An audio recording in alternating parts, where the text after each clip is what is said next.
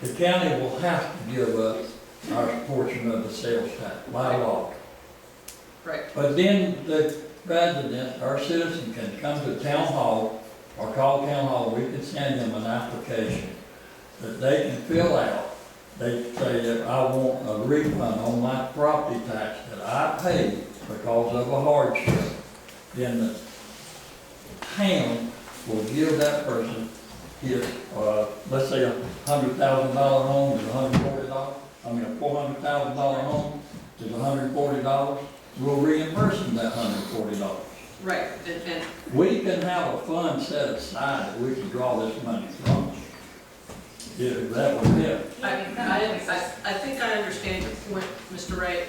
From a legal perspective, that would not be a legal scheme for the town to engage in. The state law requires that we have a balanced budget, John. If you don't know what your income has to equal your expenditures. What you're proposing, even if it were legal, you wouldn't know what your income was going to be, so therefore, Dana couldn't provide a balanced budget. We could say $300,000 on the side. But the attorney said it's not legal. This is what we wanted to know. So, Mr. Ray, would you be in favor of charging, of levying or not levying a tax at all for the next fiscal year? And allowing the people of Summerfield to keep their money? Before I would commit to something like that, I'm gonna have to really look over the figures. I mean, we could put the town in jeopardy. We have $8 million. I'm well aware of what we got in the bank. $8,600,000 in the bank, and we're I'm talking well aware about of that. $445,000. You get a legal opinion next time, John, before you waste my time, okay? Lady, you've wasted a lot. You've wasted a lot of these citizens' time ever since you've been here. Okay, let's Don't bring be this wasting You're back, here by mistake, I'm here by election. let's bring this back to order. Do we have other council members that would like to address this? I would just like to say that I think that we need to try to be civil up here when we're talking to each other. I really feel that that behooves us because it only tears us down when we make personal jabs at other people that are not required. We all are here serving the town, and I think I did attend the meeting of the elected officials that we were all invited to Monday morning. Didn't see some of you there. I know it's a busy time of year, but I did go and listen to my elected officials who were there and met with them and listened to the PCOG and the Council of Governments and the people from the legal municipalities and the county commissioners talk about this issue under the secondary roads. And I think it's good to go and to get with different people and see what they're doing. I think that this is a marvelous idea of a property tax holiday, but I have reservations about it. I think we really need to think about it some more, be sure it's not going to cause problems in the future. I know that we might have $8 million in the bank. I also know that we're planning to spend $1.1 million for construction of the park and the athletic park. So, you know, I think that's going to deplete our fund balance. Like one of the state senators said, don't count on anything from the state General Assembly until July when they vote. So we don't know what's going to come from them. Guilford County is already asking for money for funds for animal control and animal shelter. We know we're going to have that. We don't have all our completed requests from the committee, so we don't know exactly what our budget's going to be. But I certainly think that anything we can do to cut back on what the rate will be for the citizens will be beneficial. And I don't promise to vote for a tax holiday, but I certainly think it's something we can look at. It's an interesting thing. I know that we have tax holiday weekends for many times, and that's always been good. It seems to stimulate the economy when that happens, because people are usually buying things for school. They usually do that right before going back to school. That's about all I have to say about it. Mr. Williams, you have a comment? No, ma'am. No opinion? Well, it's not charging tax. I think there's too many things laying out there that are unknown, such as the road, the Jordan Lake, Okay. All right, I just want to say a few things.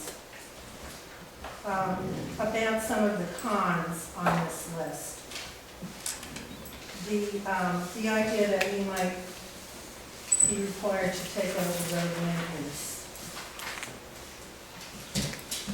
If we take over road maintenance and we apply for power bill funds, we'll be required to charge a 5-cent tax. Is that correct? In order to be eligible for power bill funds?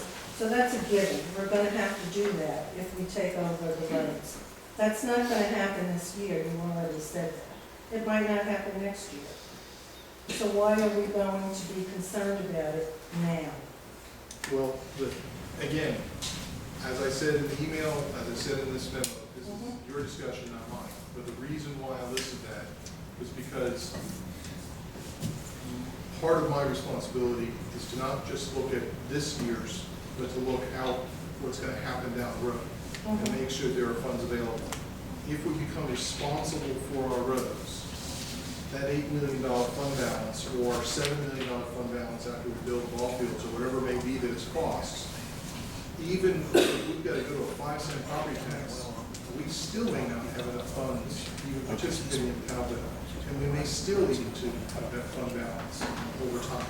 So we may have to charge even a higher property tax rate because we would not have charged one now to help at least not eat into that fund balance. That's what those are. This future look is to say, yes, we could afford to do it, but over time, because of the unknowns, but obviously issues that are out there that we didn't even consider 5 years ago, that we're chipping into that, and we got to be aware of that. So you're setting up a council in the future to have to make an unpopular decision to charge a rate maybe higher than 5 cents to make up the difference that you would affect this year.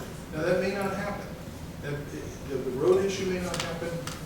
I'm not trying, this was not about fear, and it was the reality of, while there are unknowns, there are certain things that may not be known exactly, but they're out there. You can see they're coming. You know that they're getting close. They're going to potentially affect us. So just keep that in mind when you're making these types of decisions. That's all that was about. When you can't have an argument both ways. If the unknowns are out there and we might have to take over the roads and we might have to give the animal shelter $50,000, and if we can if this to death, if the future is so dark and so gloomy and so frightening, then why is it okay for us to spend millions of dollars on parks and baseball fields? Why is that not in question in the view of this very scary, gloomy, dark future that we all need to be afraid of? And I'm not saying we shouldn't spend the money on it. All I'm saying is, if you're telling me that we have to be afraid that we're going to give the animal shelter $50,000, why are we spending $1.5 million on a ballpark, and that's okay? That's something that serves a small percentage of the population. A tax holiday serves every single taxpayer in this town. Well, I will say something. Having sat on the council where we charge the property tax, once you do away with it, or once you go from not having a tax to where you charge a tax, do you get elected again, Jane? Do you get elected again, Mike? No, you don't, because people come up and they rise up and say, we don't have to have a property tax. when the Guilford County changed the tax distribution from ad valorem, where we were getting this money that Bill Peterson was talking